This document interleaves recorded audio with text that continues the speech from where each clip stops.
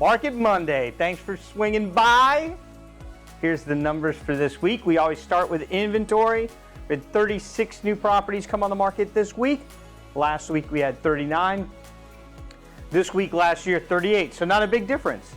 This week inventory year-to-date numbers 3,190, and through this point last year we were at 3,214. Very, very similar inventory levels at this point this year compared to this point last year. The difference is last year, no inventory the first part of the year, a lot of inventory the second part of the year. This year, a lot of inventory first part of the year, the second half of the year, almost no inventory. Sales, we had 48 this week. Last week we had 54, and this week last year we had 65. So pretty good difference there.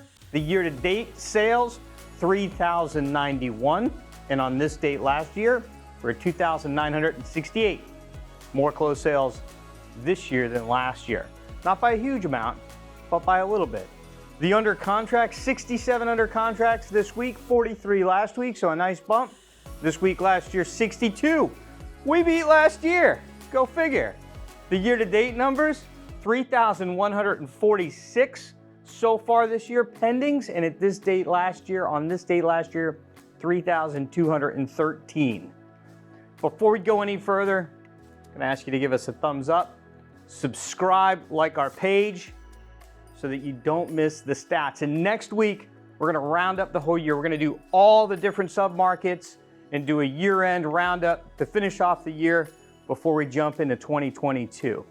The average selling price is up to $718,826. That is 19% higher than the $604,280 we were sitting on this date last year. And finally, cumulative days on the market, 66 days is the average amount of time it takes for a property on Hilton Head to sell. And by comparison, at this point last year, it was 144, less than half the time.